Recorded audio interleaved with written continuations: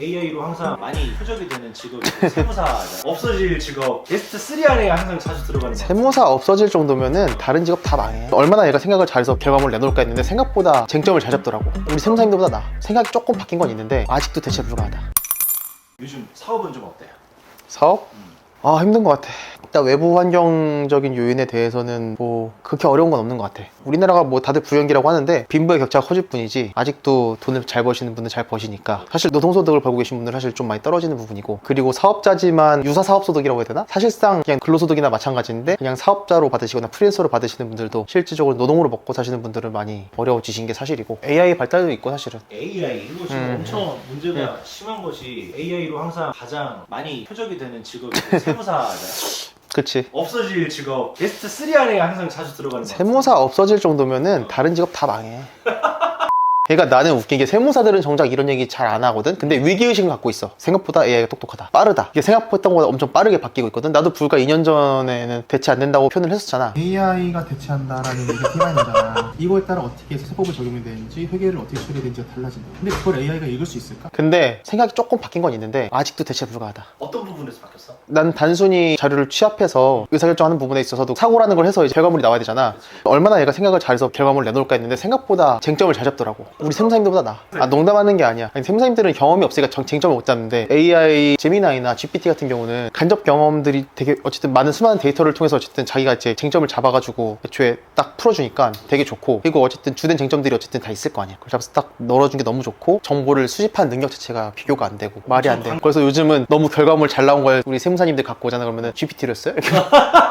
너무 잘한다. 그러면은 좀 서운하겠지만 너무 일목요연하고 필요한 팔레트이 쏙쏙 들어가 있으면은 이거는 해오셨어요. 그래서 자기가 했다고 해야 미안해.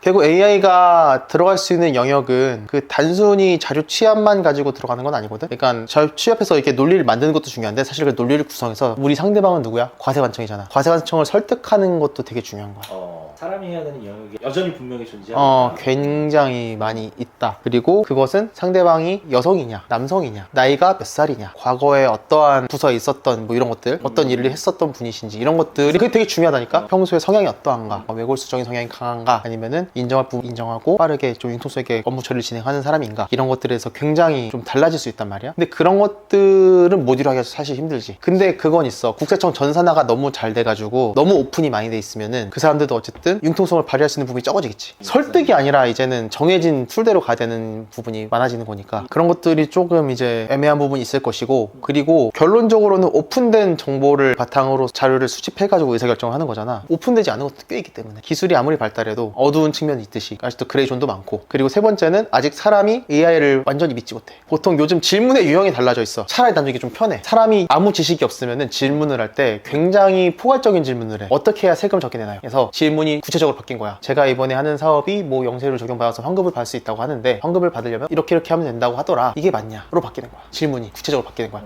사실 구체적으로 질문하면 답변하기가 되게 편하거든. 근데 저 아무것도 몰라요. 알려주세요 하면은 강의를 해야 돼. 어디까지 해줘야 되는지 전혀 감이 안 잡히니까. 그런 측면에서 나는 AI가 나름대로 순기능을 하고 있다고 보는데, 결국 사람도 그럼 AI 믿고 갈 거야? 누가 책임질 거야? 이거 잘못되면 결국은 책임 소재가 본인한테 돌아오는 걸 무서워한단 말이야. 그렇기 때문에 확인차 세무사나 뭐 회계사, 세무대리나 변호사한테 물어볼 수밖에 없는 거지. 봐봐, 너가 만약에 형사사건을 걸렸어. 뭐 내가 고소를 했든 피소를 당했든. 근데 제미나이 믿고 갈 거야? 지식은 갖고 오는데 책임의 영역에서 본인이 다 책임을 져야 되는 문제인데, 내가 중냐 사냐의 문제잖아 사실은 이런 것들은. 그리고 세금도 자칫하면은 진짜 크게 타격을 입을 수 있는 부분이거든. 특히 세금 계산서 잘못 발행하거나 이런 부분들, 약간 그런 것들에서 요즘 AI가 내가 이제 뭘 물어봤어. 근데 얘가 답변을 했어. 야 근데 그거 아니잖아 하면은 AI가 능청스러워. 정확하게 네가 짚었네. 사실 맞아. 이렇게 하면서 하는데 엄청 열받지. 나 그건 대체가 안 될 것 같아. 언젠간 대체가 될 거라고 생각하는데 적어도 우리 세대는 아니다. 세무사 사무소에 직원분들이 계시잖아.